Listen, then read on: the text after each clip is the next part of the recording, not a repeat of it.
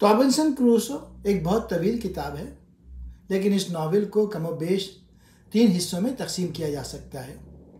हिस्सा अव्वल, जजीरे से पहले। जजीरे पर उतरने से पहले क्रूसो के वालिद चाहते थे कि वो एक अच्छा मुतवस्सित तबके का आदमी हो।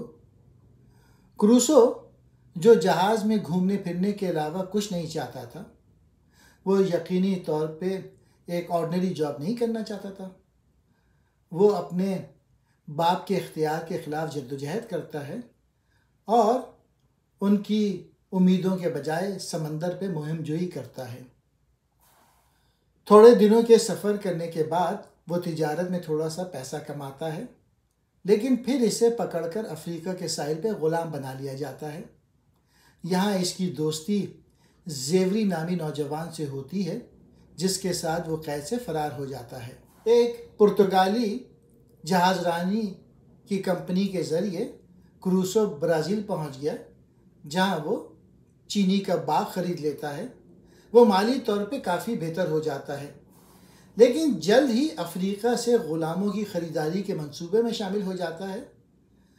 वहाँ सफ़र के दौरान उसका जहाज़ तबाह हो जाता है और वो एक वीरान जजीरे पे वाहिद बच जाने वाला इंसान रह जाता है।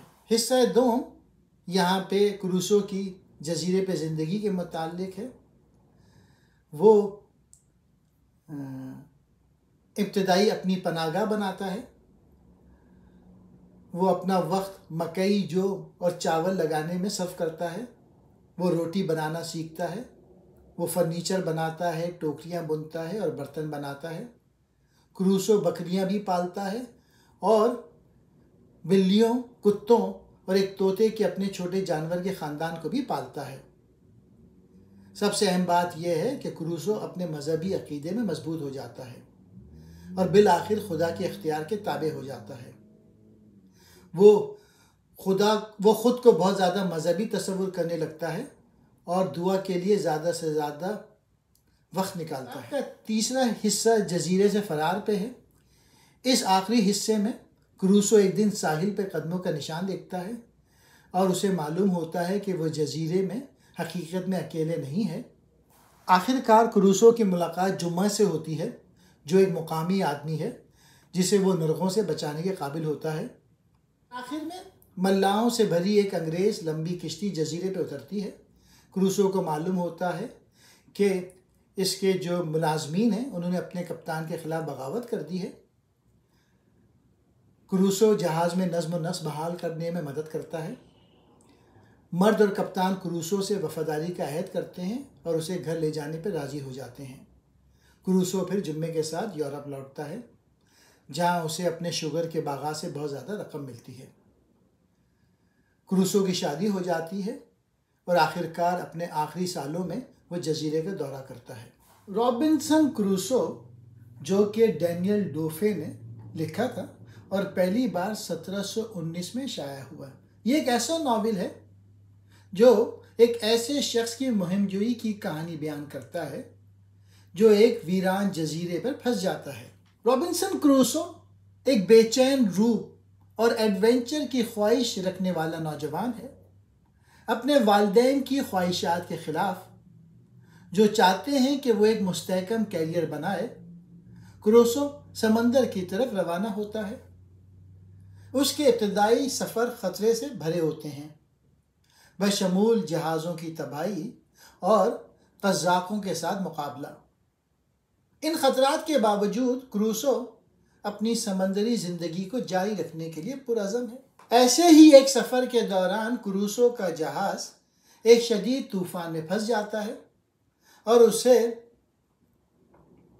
एक वीरान जजीरे पर साहिल पर फेंक दिया जाता है।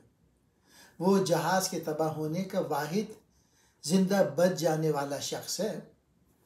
रेस्क्यू की फौरी उम्मीद के बगैर क्रूसो बका के मुश्किल काम के बारे में सोचता है कि क्या करना चाहिए।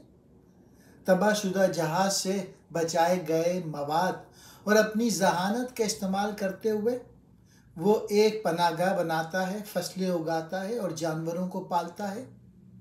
वक्त गुजरने के साथ वो निस्बतन आरामदेह और खुद कफील वजूद पैदा करता है। क्रूसो की तन्हाई 28 साल तक रहती है। इस वक्त के दौरान वो अपनी पिछली ज़िंदगी पे गौर करता है और ज़्यादा मजहबी हो जाता है, और वो ये मानता है कि उसकी आजमाइश इलाही अजाब की एक शक्ल है और बाद में छुटकारे का मौका है। उसकी तन्हाई में उस वक्त खलल पड़ता है जब उसे साहिल समंदर पर कदमों के निशानात का पता चलता है, जो मुकामी लोगों के गिरोह की दरियाफ्त का बाइस बनता है, जिनमें से कुछ नस्ल कशी की मशक करते हैं। एक दिन क्रूसो ने एक मुकामी आदमी को इन कैनिबल से बचाया और उसका नाम जुम्मा रखा। जुम्मा क्रूसो का साथी और खादिम बन जाता है और क्रूसो उसे अंग्रेज़ी सिखाता है और उसे ईसाइयत में तब्दील कर देता है। एक साथ मिलकर वो दुश्मन मुकामी बाशिंदे के हमलों को रोकते हैं और बिलाखिर यूरोपीय मुल्लाहों के ग्रुप का सामना करते हैं जिन्होंने अपने कप्तान के खिलाफ बगावत की है। क्रूसो और जुम्मा जहाज़ को दोबारा लेने में अमल के वफादार अरकान की मदद करते हैं। शुक्रिया अदा करते हुए कप्तान क्रूसो को वापस इंग्लैंड ले जाने की पेशकश करता है। जजीरे पे तकरीबन 3 दहाइयों के बाद क्रूसो तहजीब की तरफ लौटता है। उसे पता चलता है कि उसके ख़ानदान ने उसे मुर्दा मान लिया था और उसके साबका कारोबारी मंसूबे मुनाफा बख्श रहे हैं, जिससे वो एक अमीर आदमी है। ये किताब हमें कई सबक देती है। खुद इन्हिसारी क्रूसो की एक वीरान जजीरे पे 28 साल तक जिंदा रहने की सलाहियत खुद इन्हिसारी और वसाइल परस्ती को वाज़े करती है। एक पनाहगाह बनाना, खुराक उगाना और महदूद वसाइल से औजार बनाना और उसकी कोशिशें मुसीबत के वक्त इंसानी लचक और मवाफ़क़त को नुमाया करती है। इस नावल में मेहनत और इस्तिक़ामत की अहमियत पे जोर दिया गया है। क्रूसो का ज़िंदा रहना और अपने हालात को बेहतर बनाने का अज़म बेशुमार चैलेंजेस के बावजूद मुसलसल कोशिश और मेहनत के सिले को जाहिर करता है। ईमान। अपनी पूरी आजमाइश के दौरान क्रूसो अपनी गुज़िश्ता ज़िंदगी और खुदा के साथ अपने ताल्लुक़ पे गौर करता है। वो अपने ज़िंदा रहने को अल्लाह ताला के मज़ाहिर के तौर पे देखता है और वो ये यकीन करता है कि ये सारे चैलेंजेस अल्लाह ताला की तरफ से हैं। जुम्मे को क्रूसो ने बचाया था और उसके बाद के ताल्लुकात इंसानी ताल्लुकात की अहमियत को वाज़े करते हैं। इस नावल में इब्तदाई तौर पे अलग थलग रहने के बावजूद क्रूसो को जुम्मे के साथ सुकून और मदद मिलती है।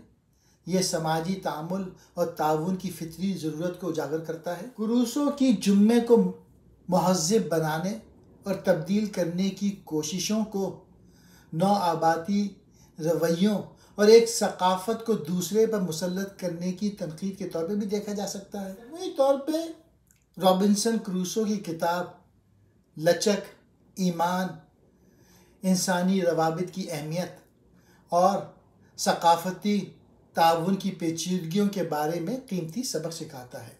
ये किताब रॉबिन्सन क्रूसो की अंदरूनी ज़िंदगी की एक गहरी नफ्सियाती तस्वीर फराहम करती है, जब वो तन्हाई, खौफ और बका की जद्दोजहद का मुकाबला करता है। इस नावल की अदबी और मौज़ूआती अहमियत से हटकर रॉबिन्सन क्रूसो एक दिलचस्प एडवेंचर कहानी है जो तख़य्युल को अपनी गिरफ्त में ले लेती है।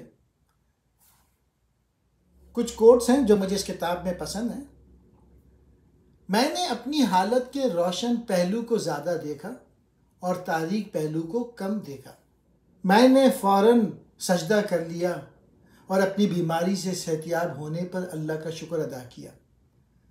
ये तौबा और ईमान के बारे में है। मनफी माहौल में ज़िंदा रहने के लिए दिमाग की ताकत पे ये किताब है।